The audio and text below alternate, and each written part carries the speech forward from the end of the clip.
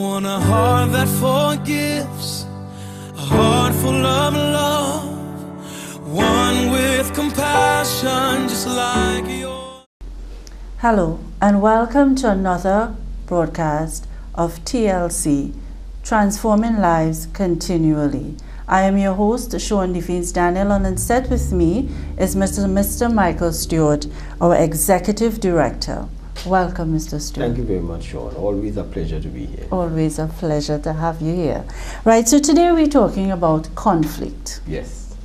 We're hearing conflict in the news, we're hearing about it in our family lives. What exactly is conflict? Well, conflict is that clashing, opposing views on a particular issue or different positions that people hold on matters. So you have that in families where husband and wife, they don't see eye to eye on a particular subject or things in general. You have that in the home with the children, between brothers and sisters. You have that in the workplace. Oftentimes, two people are on two opposite ends of the spectrum on a particular subject matter or issue. And that going in two opposite directions, what creates the conflict. Now there is good and there is bad conflict. What we read about in the newspapers, clearly we have the bad conflict where people are not able to manage the conflict, because we can learn a lot of things from the conflict that we are in. And so there's where we probably need to look at how do we help people to deal with the conflict. With the conflict, right. As you're saying that, I read somewhere that conflict is inevitable, but battle is optional. That's right. Yes, so you will always be in conflict with people. As long as two people come together, they're going to have two different ideas, two different perspectives on things and so on. And so you will have conflict. The only way to avoid conflict is to speak to nobody. Right. Don't be around anybody and you're okay. Live in a shell. That's right. As long as you will deal with somebody else, they will have a view, they will have a position and things, and so therefore you will come into the conflict. But battle, you are right, is optional, but the conflict is something that is inevitable. Right. Some of the reasons why conflict arises, some of those reasons. Right. And I think that there is really one reason, because two people have two different ideas, two different things. So that will just manifest itself now in different ways under different circumstances that people encounter. Okay, all right. We were talking before about conflict in your families and all that, but perception plays a major role in conflict, yes? And I usually refer to it as interpretation. Interpretation. Interpretation, from the way how I put it, that when somebody sees another person do something, we may put an interpretation to it. Nothing in life has a meaning of itself. Right. Nothing in life. If somebody passes you straight, you could interpret that as to why they passed you straight. It's because they jealous me, or they're playing the NC me, and so on. Yes. That interpretation you must bring to it. It does not have an interpretation of its own. All that happened is that the person passed you. Right. That is all. And that is your mindset saying, this is it, this is what's going on. That's right. And even if, before we get into that, but I just want, that's in my mind, even in marriage, you could interpret some things that are not there. You know, right. we tend to think that for women, we tend to say, he's thinking so and so, and he's not doing so and so, but he can't read your mind, or she can't read his mind, you know. So that is so true. So a telephone may ring, a cell phone may ring, and the person says hello, and then you see that they put it down. The person who's listening that say he playing that he has nobody on the line, or he doesn't know, but that probably is a signal. You see, so that interpretation you give it. Yeah. But here's what is so interesting.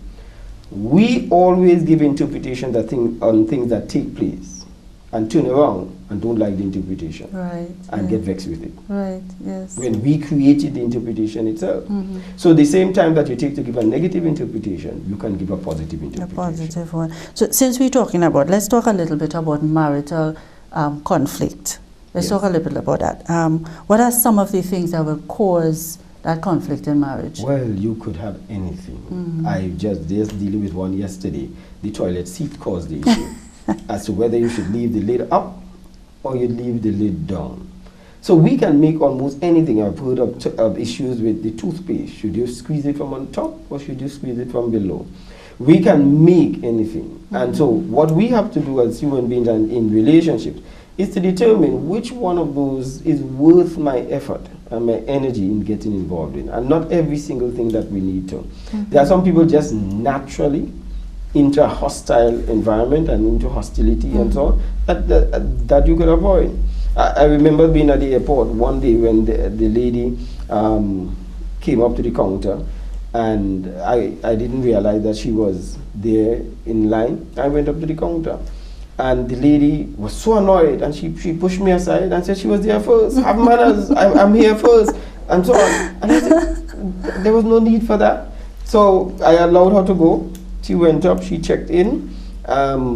By the time I went up now, they said, well, that lady just took the last seat on that flight. I was late for an appointment. So I allowed her. When I went to check in now, there it is that the flights are delayed. But the flight that is delayed is her flight, where she got the last seat. Okay. The flight that is going is the flight she would have gotten. And that was the flight that took off, and that was the one that I was on. But when she saw what was going on, she got angry again. And then now started to say she's going back to talk to the people in the front because how come she didn't get on and I got on. And there are people running their lives with that kind of hostility and anger and so on. And you know, that brought me to think about maybe that internal conflict. I mean, I'm not saying you're a psychologist, of herself. That's right. Yeah, Yeah, so she that's something we should talk about too. You know, internal conflict, that a lot of people walk around with a lot of issues, and it manifests themselves, and you might be in the line of fire to get some of it. That's right. Because sometimes if somebody is angry in their job, they can come home and take it out on somebody. Great. And vice versa. That's right. Yeah. Because they are carrying it around.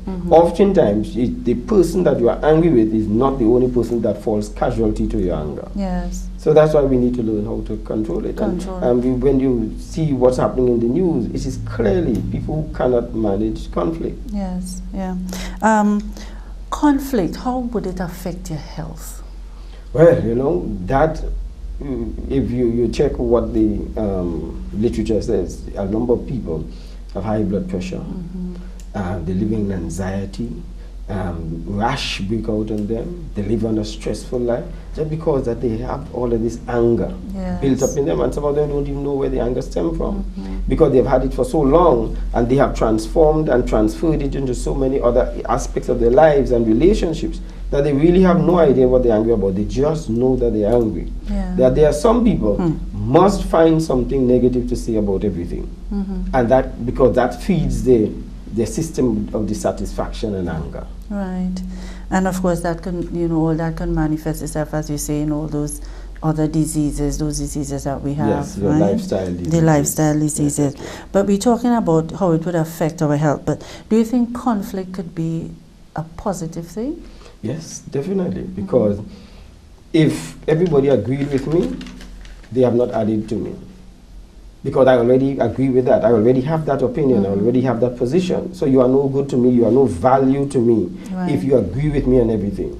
You really produce value to me when you have a different position and an opposing side. Then you have now, I can now look at a new side, look at something differently. When I don't agree with you, you now have another opportunity to add on to your storehouse of information, because you now have it. But we don't like people to have opposite ideas and opposite thoughts and so on. We shoot it down because somebody thinks differently.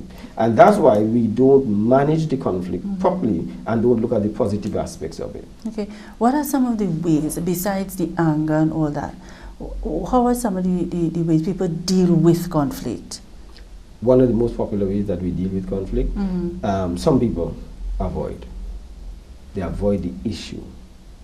So, and they think they're dealing with it for peace sake. A lot of husbands do that, right? Yeah, well, men desire that because you would not win an argument with a woman. Oh no.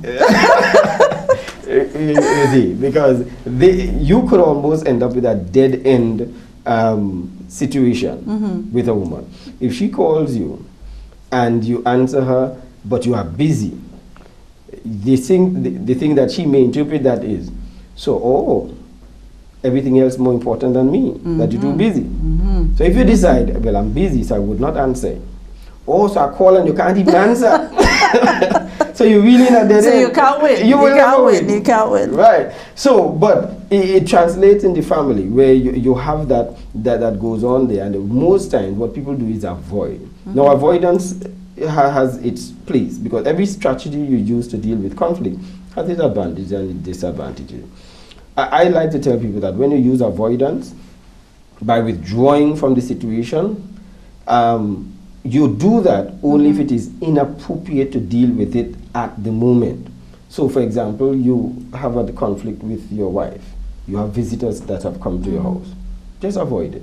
Get out. It does not make sense that you get into that argument with people there. Yeah, your dirty laundry, so to speak. That's right. So you use it, but you use it with discretion. Of course. But it is not an advisable way to deal with conflict. Just because you don't want an argument, avoid. And so the husband who does not want to discuss with his wife or argue with his wife, because arguing is good also, debate, I wouldn't want to refer to it, he just does not listen, or he just keeps silent. And also the woman may do the same thing. In the job, you find that an employee would avoid an employer and vice versa. But avoidance, I like to think, is when the issue is not important, nor is the person, the relationship important. Right. Because the person who you avoid feels unimportant. Okay. Right? Because you have just treated them as a non-person. Right. Yeah. By not taking them on. Something is hurting them. And you feel it is not worth dealing with. You have signaled to them this relationship is not worth it to me, and it's not important to me. Nor the issue that is hurting you, I don't feel it is important to me. And by avoiding it, I mean, it truly doesn't go away. So would you agree that it would manifest itself in another way at some other time? It is delayed, and it will be in suspense until another situation. Another situation. And that's why we keep quarreling about the same things over and over again, because we are not addressing them. Right. So avoidance is one of the ways. But there's a second way that we deal with conflict is by compromise. That you don't have to avoid, but you can make a new arrangement. So Abraham and Lot, the herdsmen were in conflict. And Abraham said, let's not do this because we are brothers. So if you go left, I will go right. You go north, I will go south. What he did there was compromise and say, listen, for the sake of resolving this conflict, I am willing to give up my position on this matter.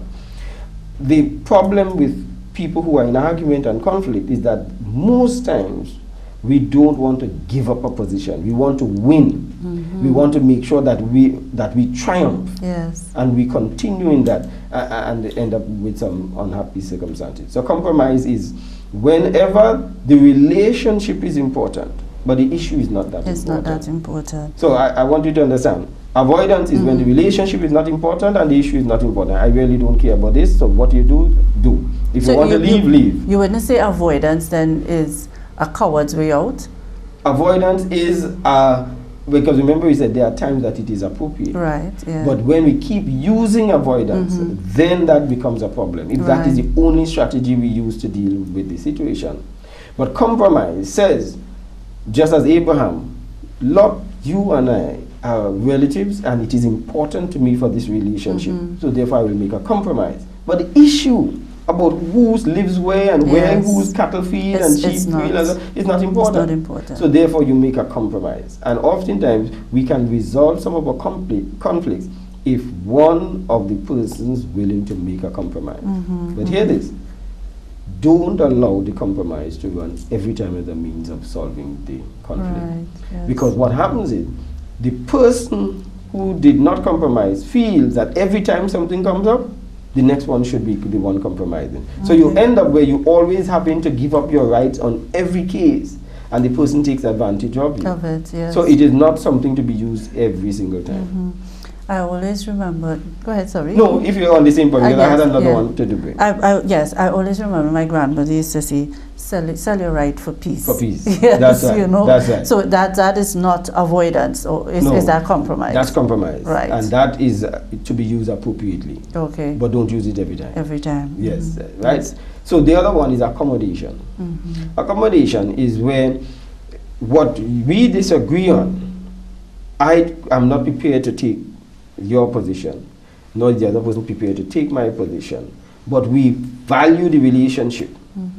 So what we would do is that we come to a decision of something completely new. It's not whether we should go to the cinema or whether we should go to our mother's to visit. We would not go to our mother's, nor would we go to cinema. We'll just go and drive and watch the lights. Right. So you come up with something new and make an accommodation. That gives you a chance now to really come out with a win-win situation also. Because what you want to do is always, in the debate, come out with a win-win situation. I must win, you must win. Great. You know, it's good as we're talking now about that, but you could imagine this scenario. Husband and wife arguing, and as we said before, most times it's the same story we're arguing about, just a different label. Yes. How important do you think that as couples, even in the workplace, that we should have mediators involved or a third party? It only depends on what state you are in. Because there comes a time in some relationships that you need, there are times that your children, there's an issue with your children that you, the parent, cannot deal with. But an uncle, an aunt, a friend, a neighbor, a co-worker will talk to those same children and they listen. Great. So sometimes we need a mediator, husband and wife. This is why in your vows when you're becoming married, marriage should not be entered into unadvisedly. Yes. Sometimes we need to be advised in the relationship so that we could be able to enjoy the relationship itself. But what happens is that we tend to argue to the point that we get into fights. Now, when it has escalated to the point that the conflict, which could be good, where we could learn from, has escalated into wrath and sometimes abuse and violence, Yes. and even expletives, is a demonstration that the person who goes to that length has run out of ideas in how to manage this situation. So the best thing to do is to hit, so you go to force. And you have left the normal language because you have no longer words that you can use that can be able to use diplomacy to solve it. So bad word becomes a tool. Yeah. But it has demonstrated a weakness in being able to use diplomacy and words to be able to resolve the conflict and use strategies to be able to deal with the issue. And also sometimes in conflict, I've realized that people, instead of dealing with the issue, you kind of deal with personality. You deal with personality. Yeah, you deal with personality or that you always do, Right. and you don't always do. It's Well, just this one we situation. use these phrases here because we are attempting to hurt the person with some of the innuendos and some of the subtle words that we use to attack the person. And when we do that, it makes the person on the defensive, and they really guard their person in the process and not really trying to resolve it, but really trying to defend themselves against it. Okay. Now, just a thing about the argument, that why we want to discourage people from arguing from that standpoint, as opposed to a discussion or a debate and so on. Sometimes you raise your voice and nothing is wrong with that and so on. But the argument that goes after just for arguing's sake to defend doesn't work. And we know that it doesn't work because we see that we have to argue again tomorrow. So we know it doesn't work. And a philosophy that I want people to encourage and to take on board as their own, what does not work, quit. Quit it. Quit what doesn't work. Yeah. So just before we wrap up, you always have some tips or some tools to give us on how to live our daily lives. So give us some tips on how to resolve those conflicts. Okay. In every relationship, you're going to have the highs and falls, the hills and the valleys, the vicissitudes going to take place in life. Somebody must be wise enough to pull back from the argument and the conflict and the discussion. If both going down the road, then you have demonstrated that neither of you have demonstrated the wisdom to be able to do it. The wise one is the one who is going to go the way of peace. And the Bible says that we should seek peace and pursue it. Go after it at everything we've got. Yes. And many times we don't give peace a chance. And when we resolve that conflict, that is truly, you know, you embrace that peace. It is that demonstration of your strength. Yes, thank you so much. So, Mr. Stewart, once again, thank you for being with us. Pleasure. Ladies and gentlemen, you heard it right here. Transforming Lives Continually, TLC. We really thank you for being with us. And we ask you to just try and resolve your conflicts and live in peace. God bless. Bye. Want a heart that forgives, a heart full of love, one with